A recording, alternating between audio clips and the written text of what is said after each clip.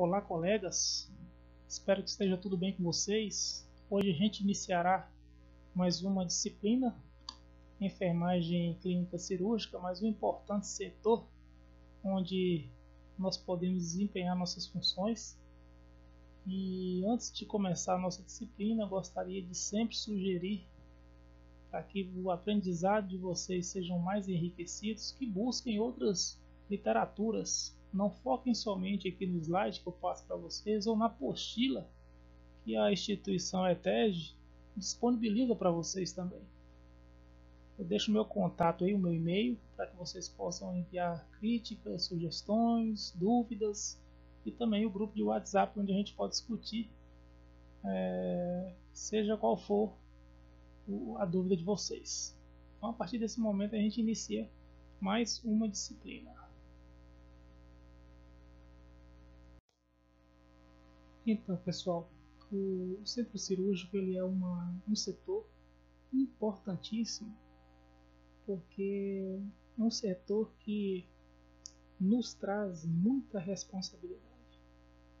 O profissional que atua neste setor, ele tem que estar preparado, ele tem que estar psicologicamente também preparado, porque o objetivo nosso é fazer com que aquela pessoa que chegou para fazer uma cirurgia, que esse tempo de estadia desta pessoa nesse setor ele seja o mais precoce possível, seja o mais rápido possível, que o momento dele ali naquele setor a gente possa encurtar o máximo que pudermos diante das nossas atribuições, função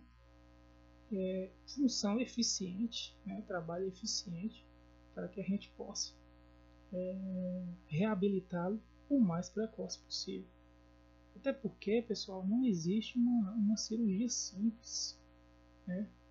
Trata-se sempre de um desafio para nós e de um desafio também para quem está sendo submetido ao procedimento cirúrgico.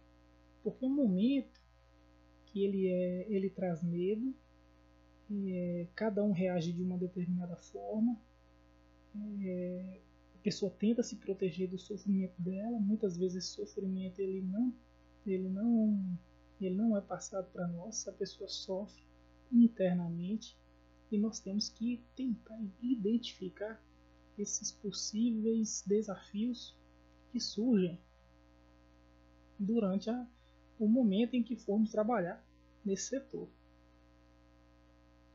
Até porque uma cirurgia ela pode ser simples para uma pessoa, e pode ser complicada para outra pessoa, pois dimensionar medo é um desafio, como eu disse para você, e a tranquilidade depende do preparo, depende do período pré-operatório que essa pessoa teve. Mais na frente a gente vai falar do que é importante no pré-operatório, que é o momento que antecede a cirurgia. Vocês vão perceber que existem vários períodos, e diante desses períodos a gente pode intervir, pode minimizar os possíveis desafios que podem acontecer. Tá? Então a cirurgia ela é uma parte aí, da medicina, porque quem realiza a cirurgia é médico, que lida com doença, que lida com condições físicas,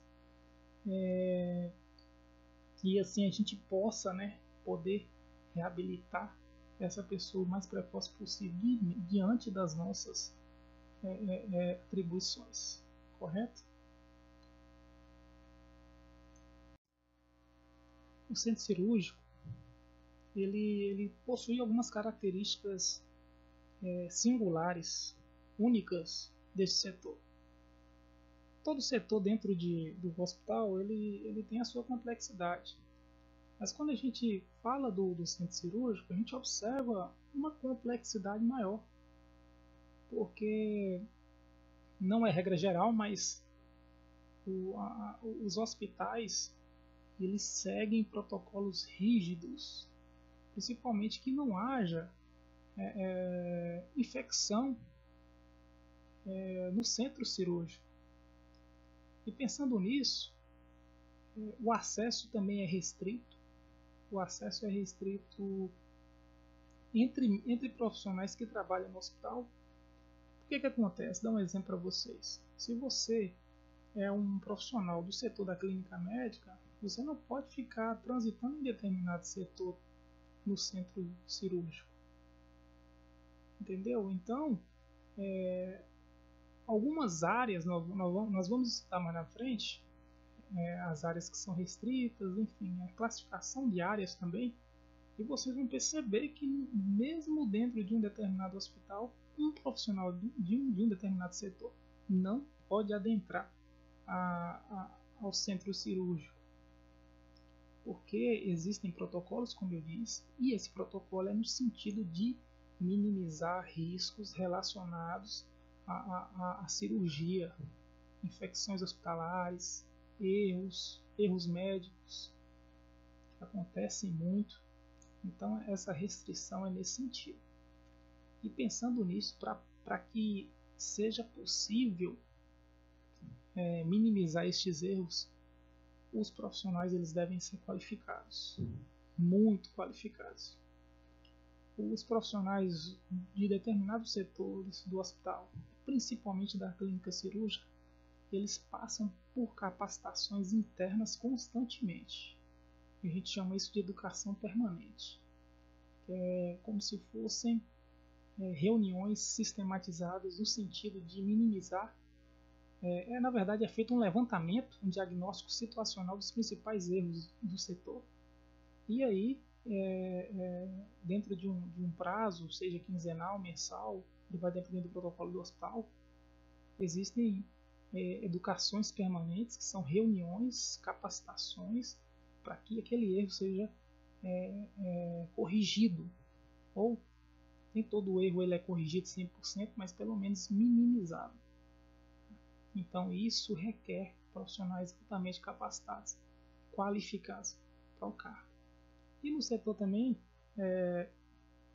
vai ter muita tecnologia avançada, muitos aparelhos tecnológicos, o profissional deve saber operar, e essas capacitações também servem para isso.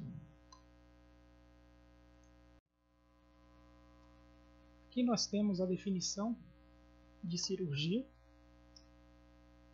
Cirurgia é o método de tratamento de doenças, lesões ou deformidades externas e ou internas por meio de técnicas realizadas geralmente com auxílio de instrumentos e requerendo do cirurgião a habilidade manual. Eu não vou repetir o que estava no slide anterior, mas se vocês puderem observar que tudo isso que consta aqui na definição está relacionado ao slide anterior, que é qualificação pessoal, que é restrição, que é a complexidade do meio. Tudo isso está interligado dentro desse conceito de cirurgia.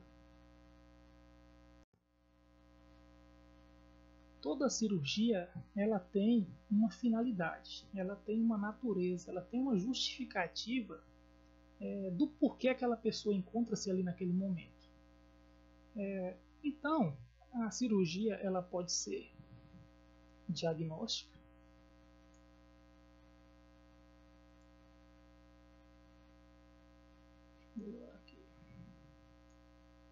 ela pode ser diagnóstica. Na classificação como finalidade diagnóstica, nós temos aqui que é a exploração cirúrgica que permitirá ao médico a confirmação do diagnóstico. Pode envolver remoção de tecido para posterior exame diagnóstico. Aqui nós temos um exemplo de uma laparotomia exploratória e também biópsia de nódulo de mama. Laparotomia exploratória na verdade é um tipo de investigação, de um exame que requer uma câmera, e essa câmera ela vai explorar a parte interna de determinado órgão. E a partir desta imagem interna é possível tomar conhecimento de uma determinada lesão, de um determinado tumor, seja o que for. E a biópsia é a análise de uma determinada porção, seja um nódulo, seja um caroço, seja o que for, na mama, e a partir desta análise diagnóstica o médico confirmará do que se trata. Tá? Então ela pode ser diagnóstica no sentido de confirmar um diagnóstico, uma determinada doença, e assim poder instituir um tratamento. Ela pode também ser ablativa. Ablativa vem de ablação, é a excisão ou remoção de uma parte doente do corpo. Né? Aqui nós temos um exemplo que é muito comum, que nós vimos lá na clínica médica, que é a colecistectomia. Quem lembra o que é? Pedra na vesícula. Né? Ou então nós temos também a remoção de apêndice. Quando a pessoa ela encontra-se com apendicite, é feita a remoção do apêndice para que essa pessoa possa recuperar-se através da remoção do apêndice. Porque se o apêndice continuar, pode ser que progrida para uma infecção que a gente classifica como septicemia, que é uma sepse, que é uma infecção generalizada. Ou mesmo quando um determinado câncer, por exemplo, acomete um determinado membro e aí requer amputação deste membro. Então, nesse caso da ablativa, é quando a pessoa perde uma determinada parte de um órgão ou de membro, a fim de que aquele processo de doença não progrida. É desta forma.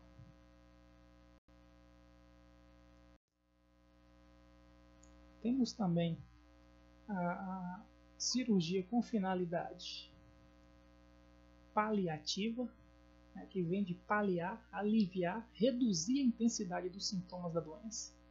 Não produzirá cura. Aqui no caso nós temos exemplos de colostomia, debridamento de tecido necrosado, ressecção de raiz nervosa, ou seja, a cirurgia paliativa ela não apresenta cura, ela apresenta sim um alívio de uma determinada dor, e aí o paciente ele pode ter uma sobrevida maior, ou seja, ele pode ter como posso dizer, a progressão da sua vida pode aumentar, e só que não produz cura. E nós temos exemplo de colostomia, que é quando utiliza-se, né, uma abertura no intestino, né, e aí essa pessoa ela possa continuar a sua vida normalmente. Quem conhece alguma pessoa que teve câncer de intestino aí, usou uma bolsa de colostomia. Aquela bolsa, ela na verdade, ela excreta, ela reserva, né? Ela armazena fezes naquela bolsa, porque uma determinada porção do intestino daquela pessoa perdeu-se a função, principalmente por conta de câncer. E aqui nós temos um outro exemplo, que é o debridamento de tecido necrosado. Né? A gente sabe que um tecido necrosado é um tecido morto, né? Não tem difícil, vai depender do comprometimento necrosado. Para tornar-se paliativo, é que essa necrose está muito avançada. E o prognóstico de melhora aqui encontra-se comprometido. As cirurgias também elas podem ser reparativas ou restauradoras, que restaura o funcionamento ou a aparência de tecidos traumatizados ou defeituosos. Aqui nós temos a fixação interna de fratura e revisão de cicatrizes. Geralmente as reparadoras aquelas pessoas que tiveram um corte e aquele corte, aquela incisão levou-se a uma queloide, né? Acho que todo mundo sabe o que é uma queloide. E essa queloide ela fica horrível do ponto de vista estético. Então isso pode ser reparado. Tá? Nós também temos aqui a finalidade cirúrgica para obtenção para transplantes, que é a remoção de órgãos ou tecidos de uma determinada pessoa com morte cerebral declarada para serem transplantados em outra pessoa. Tá? Aqui é um caso claro, não preciso explicar. Tá?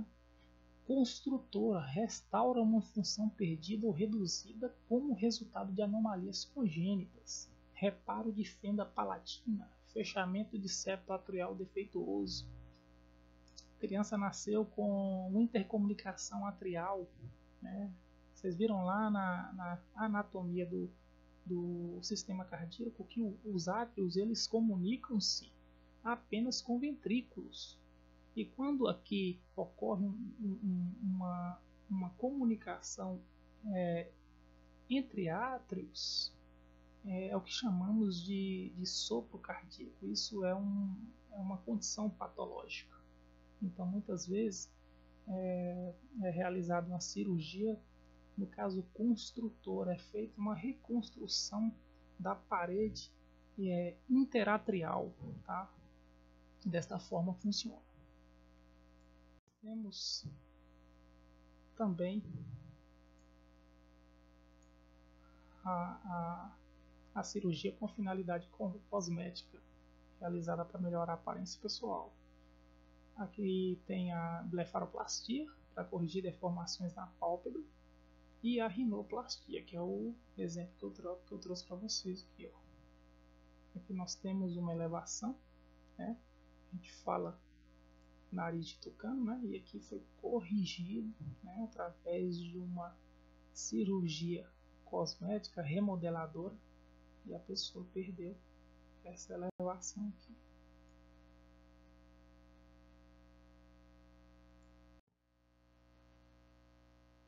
Período perioperatório. O que seria aí o período perioperatório?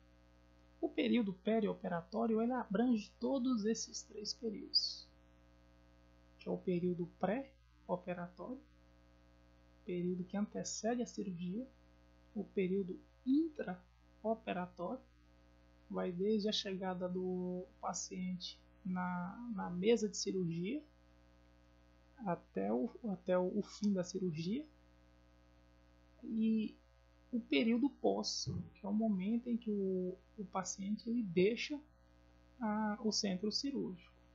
Tá? Basicamente funciona dessa forma.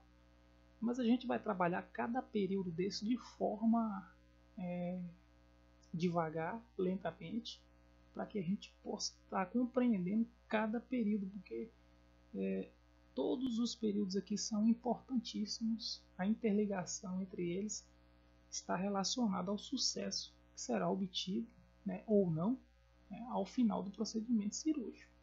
Então, quando a gente fala de cirurgia, o momento propriamente dito, que é o ato cirúrgico, ele depende dos períodos que antecedem e depende também do momento em que o paciente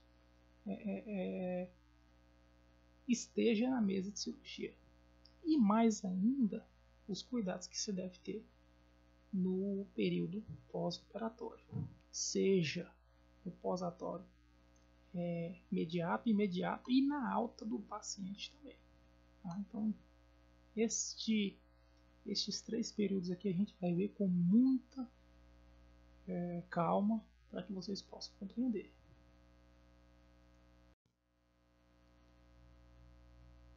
Aqui no período pré-operatório, nós temos duas classificações, que é o período pré-operatório imediato e o período pré-operatório imediato. No imediato, o cliente ele é submetido a exames, cliente-paciente, tá, pessoal?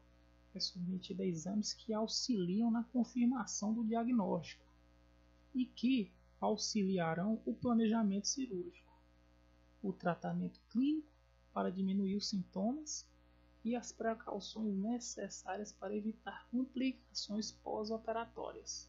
Ou seja, abrange o período desde a indicação para a cirurgia até o dia anterior à mesma. Vamos tentar entender isso aqui.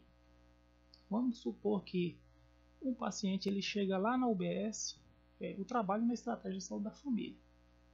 E aí, o médico passa lá na UBS, consulta com a médica reconhece que aquele problema ele é passível de cirurgia, né, e dar um encaminhamento para este paciente, para ele ir para o setor, né, que neste caso o hospital, né, neste caso aí pode ser que a finalidade ela deve ser classificada, ou seja, nós vimos lá na classificação quanto à finalidade, se aquela indicação de cirurgia ela tem a finalidade diagnóstica, se tem a finalidade paliativa.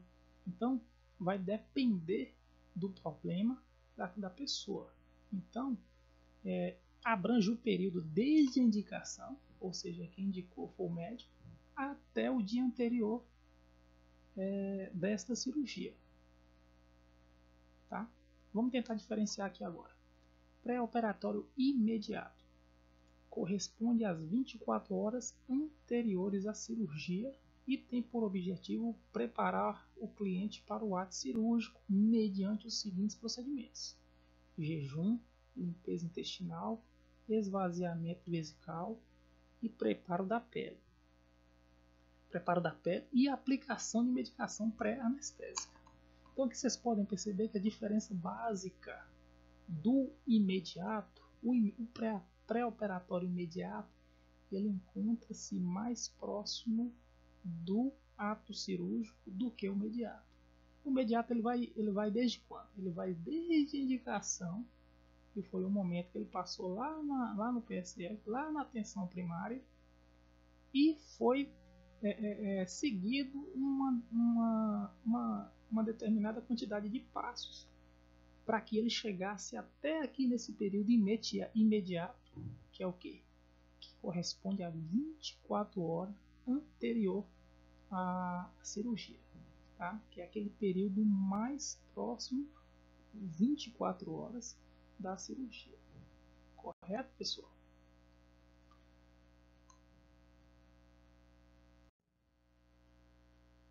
O período pré-operatório, ele traz algumas exigências nossas enquanto profissionais.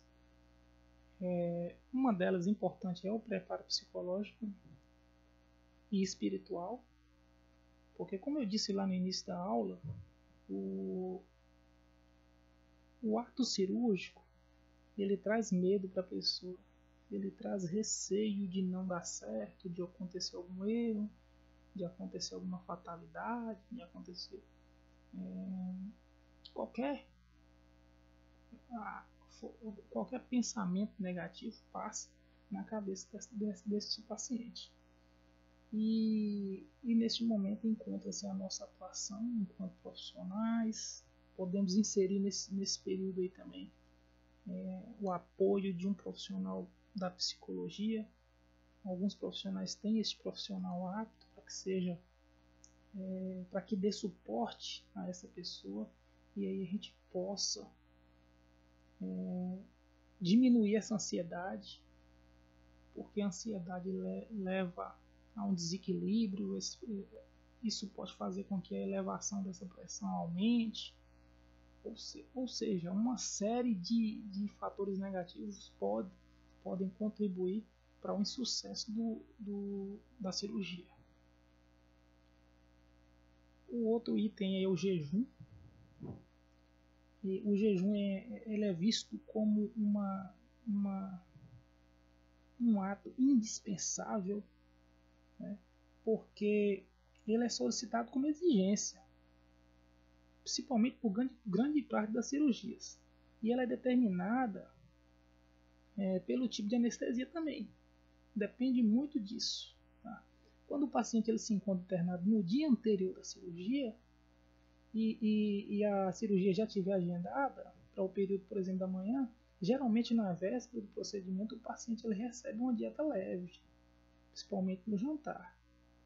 Após isso, ele é orientado a permanecer em jejum, porque no outro dia cedo já está marcada a cirurgia. Quando ele não se encontra internado, momentos antes da cirurgia, ele é orientado a realizar uma dieta leve. Aí, nesse caso, a pessoa ela não pode também ir passando fome, assim, vamos dizer, um jejum prolongado para a cirurgia, porque pode haver uma queda de pressão também. Se a cirurgia ela está marcada para tarde e não houvesse nenhum envolvimento, nenhuma motilidade digestiva, ou seja, o estômago está vazio, e não houver nenhuma contraindicação, ele pode receber uma dieta leve também. Aí no caso do café da manhã. Então, levam-se muito em questão o horário da cirurgia e a alimentação que ele fez. Tá? Depende muito. Sinais vitais, importantíssimo também.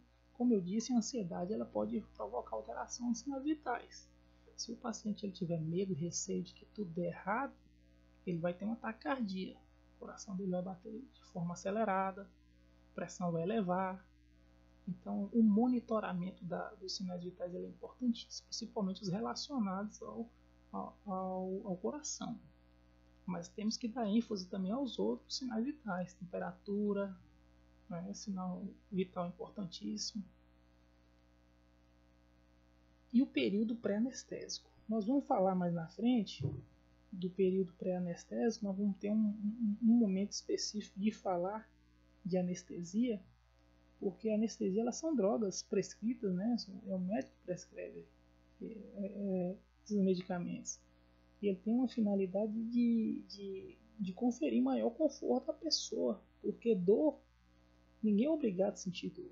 E dor cirúrgica é complicadíssimo.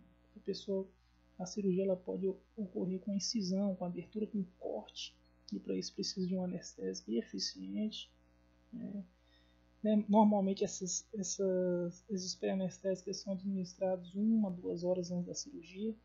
Então nós vamos falar um pouco mais na frente sobre período pré-anestésico.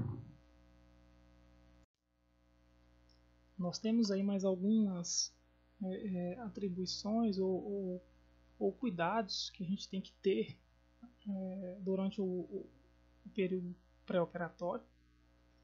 Os cuidados cutâneos eles estão relacionados à remoção de pelos, que a gente chama também de tricotomia. O objetivo para que seja feito a tricotomia, que é a remoção de pelos, é para diminuir a probabilidade de infecção do sítio cirúrgico, ou seja, do local onde determinada incisão ou corte será feito.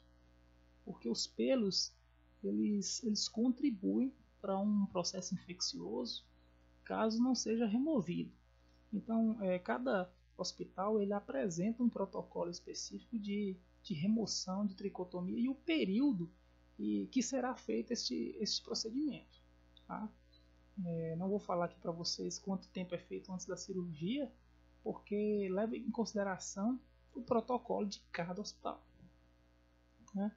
As roupas, é importante falar das roupas também, porque quando o paciente é encaminhado ao centro cirúrgico, é solicitado que retire todas as suas roupas e ele use uma vestimenta que é do próprio hospital, né? Geralmente uma camisola. E ela é aberta atrás e amarrada. Tá? Todo mundo deve saber, todo mundo já deve ter visto como é uma camisola hospitalar. E a camisola ela é utilizada em todas as cirurgias para facilitar na hora, né? Até mesmo porque o período pré-anestésico requer uma facilidade de acesso a um determinado local onde deseja aplicar aquela anestesia. Então a roupa própria do hospital favorece tudo isso. O preparo gastrointestinal é importantíssimo, porque está relacionado ao jejum, que nós falamos lá na frente. Porque existe a necessidade de um preparo intestinal, por exemplo, para uma passagem de uma sonda nasogástrica. O cuidado ele é realizado para que o esvaziamento intestinal possa evitar aí um traumatismo acidental, né? Uma alça intestinal ela pode ser perfurada então o sistema gastrointestinal eles tem que estar livre para que se possa, né, ter uma cirurgia de sucesso. Geralmente se faz com uso de laxantes, né, para que essa pessoa possa evacuar caso tenha fecalumas, né, tenha fezes na via intestinal. Então é nesse intuito que funciona. O controle do peso é importantíssimo, pessoal. Tá relacionado ao comportamento também. Cirurgias bariátricas, por exemplo, para que seja feita uma cirurgia bariátrica, uma cirurgia de redução de estômago, a pessoa ela tem que perder um peso, ela tem que chegar num determinado peso para que isso não interfira nas elevações de pressão arterial, no risco de uma parada cardiorrespiratória no ato cirúrgico. Tá? Então é importantíssimo o controle do peso.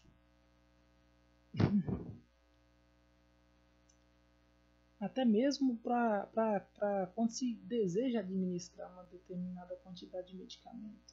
Então, a maioria dos medicamentos pré-cirúrgicos, vamos dizer assim, eles estão relacionados ao peso.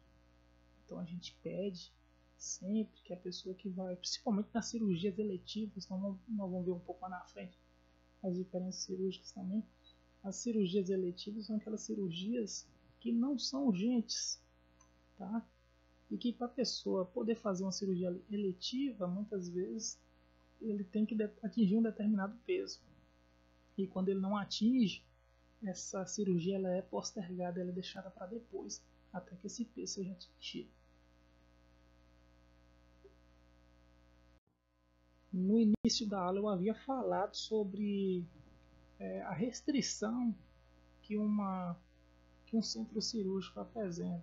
E aqui nesse slide eu venho explicar para vocês com mais detalhes como é classificado a área, né, a delimitação de circulação de profissionais e pessoas, né?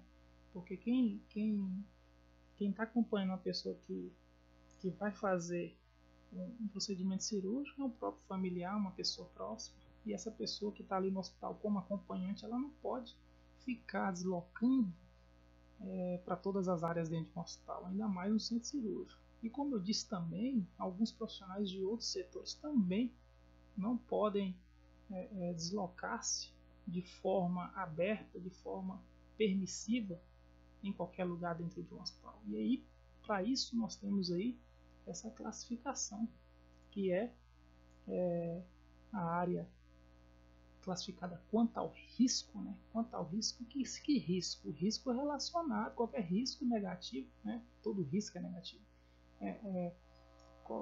O risco é relacionado à saúde do paciente. Então aqui nós temos uma ala ou área não restrita, semi-restrita e restrita.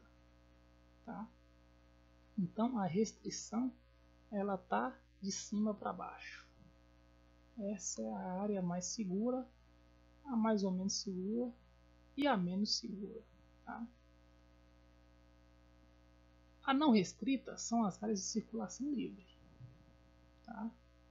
Onde os profissionais podem utilizar roupas comuns e circulares e circular sem limitações. Aqui é circular, não, pessoal? Desculpa o erro. Por exemplo, o vestiário é a recepção, onde troca de roupa e a recepção. Semi-restritas, pode haver circulação tanto do pessoal como de equipamentos, sem contudo provocar interferência nas rotinas de controle e manutenção da asepsia. Tá? Asepsia é a limpeza. Tá? Limpeza das mãos, por exemplo. Onde se utiliza roupa privativa e gorro. Aqui nós temos exemplos das áreas de estocagem de artigo, corredores e salas internas. E a área restrita, ela se restringe principalmente ao centro cirúrgico propriamente dito, lá onde está a mesa de cirurgia. Consiste nas salas cirúrgicas com materiais estéreis expostos, sendo necessária a utilização de roupa privativa, gorro e máscara, além do controle do número de pessoas. Então não é qualquer profissional que adentra este ambiente aqui. Tá? Aqui nós temos como exemplo a área de estocagem de material estéril e a sala cirúrgica. Aqui agora nós temos a classificação quanto ao potencial de contaminação. Tá? Isso aqui está relacionado à contaminação que uma determinada incisão ou ato cirúrgico, né, em que o qual o paciente pode estar sendo submetido. A portaria do Ministério da Saúde 2616 de 1998 classifica as cirurgias por potencial de contaminação da incisão cirúrgica. O que isso quer dizer? Classificar por potencial de contaminação.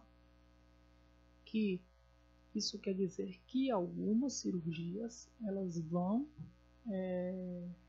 obrigatoriamente apresentar uma infecção ou uma contaminação. Isso pode ser esperado. Então essa portaria vem para regular isso.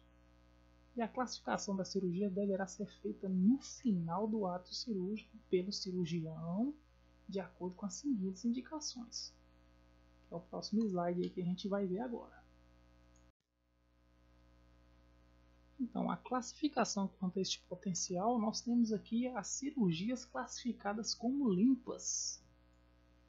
As cirurgias classificadas como limpas são aquelas realizadas em tecidos estéreis ou passíveis de descontaminação. Tá? Ou ela é estéril, ou ela estava contaminada, e aí com alguns procedimentos houve a descontaminação. Ou na ausência de processo infeccioso e inflamatório local ou falhas técnicas grosseiras. Cirurgias eletivas com cicatrização de primeira intenção e sem drenagem aberta.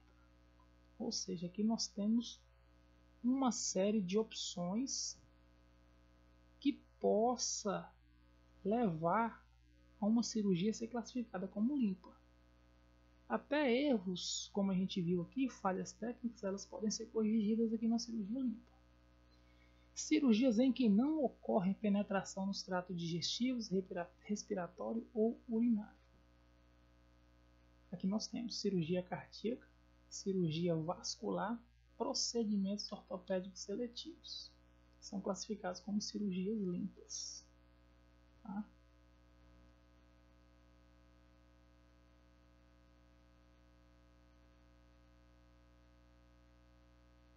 Vocês podem perceber também, pessoal, que nessas cirurgias dadas como exemplo aqui, não houve penetração no trato digestivo, respiratório ou urinário. Classificação quanto a cirurgias potencialmente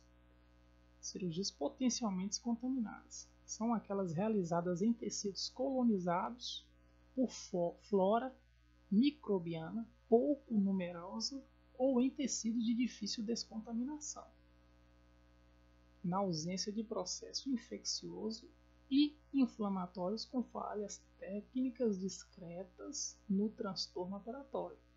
Lá no slide anterior nós vimos o quê? Nós vimos que lá a falha é grosseira, aqui a falha ela é discreta, né, que está no transoperatório.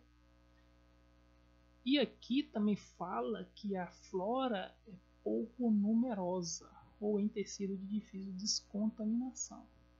Lá na cirurgia limpa é de relativa facilidade de descontaminação e inexiste, ou seja, não há flora microbiana. São as diferenças aí da cirurgia considerada limpa. Essa aqui é potencialmente contaminada. Temos aqui também cirurgias com drenagem aberta e enquadram-se nesta categoria. Lá na anterior não falou de dreno. Ocorre penetração nos tratos digestivos, respiratório ou urinário sem contaminação significativa. Nós temos aqui alguns exemplos. Cirurgia de intestino delgado, letiva. O que é a cirurgia letiva? Que eu acabei explicando para vocês. É uma cirurgia que não tem urgência, a pessoa pode esperar. Tá? Cirurgias biliares, sem obstrução biliar. ou seja, a pessoa está com uma pedra na vesícula, só que essa pedra na vesícula, a pessoa consegue conviver com aquela dor, né? E não houve obstrução biliar. Feridas traumáticas limpas até 10 horas após o traumatismo. Tá? Até 10. Cirurgia cardíaca com extracorpórea, né? E prostatectomia, que é a retirada da próstata. Aqui nós temos a classificação quanto ao potencial de contaminação da cirurgia contaminada. A cirurgia contaminada são aquelas realizadas em tecidos recentemente traumatizados e abertos, colonizados por flora bacteriana abundante, cuja descontaminação seja difícil ou impossível, ou seja, a coisa que só está agravando, tá? Bem como todas aquelas em que tenham ocorrido falhas técnicas grosseiras, na ausência de supuração local, na ausência de pus, viu, pessoal? Na presença de inflamação aguda na incisão e cicatrização de segunda intenção, ou grande contaminação a partir do tubo digestivo. Obstrução biliar ou urinária também se inclui nessa categoria. Quais seriam os exemplos de uma cirurgia contaminada? Cirurgia de cólon, cirurgia intestinal, tá, pessoal? Ou então desbridamento de queimadura, cirurgia bucal, fratura exposta, ferida traumática com mais de 10 horas.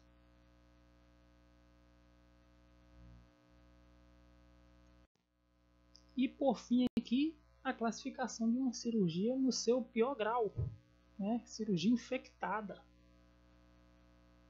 E o que quer dizer aí? São todas as intervenções cirúrgicas realizadas em qualquer tecido ou órgão em presença de processo infeccioso. No caso aqui nós temos uma supuração local, a produção de secreção purulenta, de pus, ou então tecido necrótico, tecido morto. Aqui nós temos cirurgia de reto e ânus com pus, cirurgia abdominal com presença de pus e conteúdo de colo, que é no caso conteúdo de colo intestinal, né? Então, cirurgia infectada.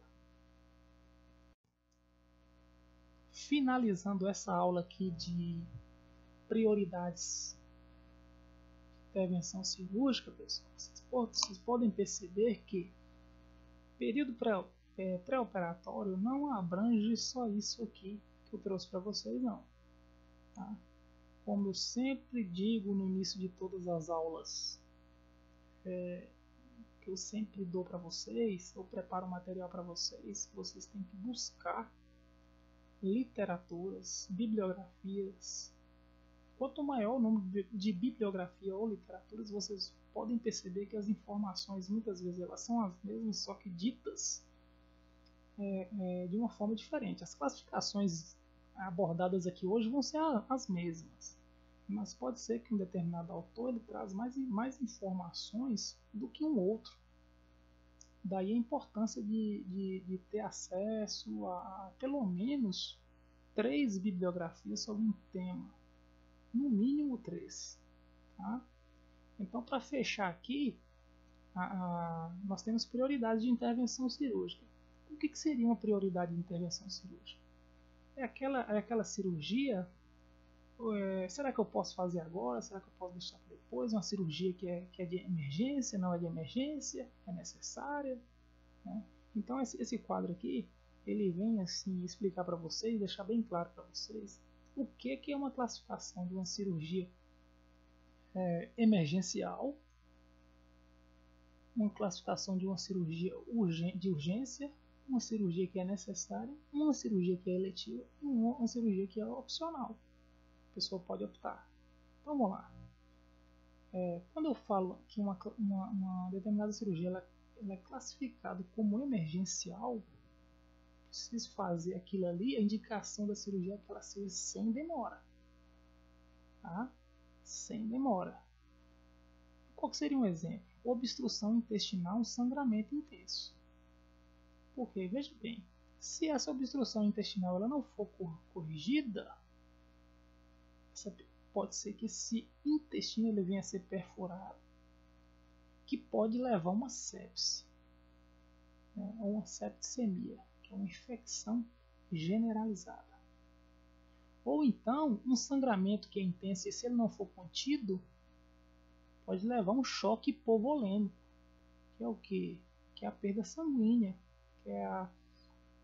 que é o sangramento interno, né? Vamos tentar, então, diferenciar emergência de urgência. Urgência é que aquela cirurgia ela tem que ocorrer dentro de 1 ou 2 dias. Dentro de 24 horas até 48. E aqui nós temos uma infecção aguda da bexiga ou então um câncer. Tá? Ou então um câncer. E a cirurgia que ela é classificada como necessária, a condição exige a cirurgia dentro de algumas semanas. Pode ser 1, pode ser 2, pode ser 3. A pessoa pode esperar 1 mês, semanas. Tá? Quando a gente diz semanas, é até 4. Um mês não é 4 semanas? Então essa pessoa pode esperar até 4 semanas. Se esperar 1 mês, pode ser que essa condição aqui, né, por exemplo, uma catarata, seja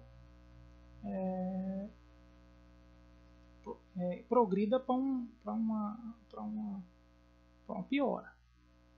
A cirurgia que é eletiva, que eu falei para vocês, o tempo aproximado para a cirurgia coincide com a conveniência do paciente. Tá? A conveniência o quê? Eu vou fazer isso aqui mês que vem, daqui 2 meses, daqui 3 meses. Vou deixar para o final do ano. Então, a cirurgia que é eletiva. Aqui no caso nós temos uma hérnia simples ou um cisto superficial. Mas veja bem, uma cirurgia que é eletiva, ela pode passar de eletiva para necessária. Pode passar de necessária para urgência e emergência. Ou seja, vai depender do prognóstico. Tá? Então, dentro de uma classificação, a cirurgia ela pode mudar de classificação. Tá? Que é, por exemplo, nesse caso aqui, que era uma hérnia simples, o paciente conseguia conviver com ela, mas a partir de um determinado tempo a dor começou a ser intensa. Aí passou para uma condição necessária. E a cirurgia é opcional quando é preferência pessoal. Né? A decisão parte da pessoa. Aqui nós temos cirurgia plástica, que nós vemos lá na frente lá, a rinoplastia, que é aquela modelação lá, né? Que é a perda que é a pessoa deixar de ter aquele nariz de tucano e ter um nariz mais bonitinho, mais modelado. Tá? É uma cirurgia de estética, vamos dizer assim, é opcional. Tá? Então, finalizando aqui o período pré-operatório, a gente nos encontraremos aí nos fóruns, tá? Para discutirmos as dúvidas, as sugestões, as críticas. E vamos estudar, né? Estudem bastante. E eu estou à disposição de vocês aí para tirar todas as dúvidas nos nossos fóruns. Um abraço a todos e até a próxima.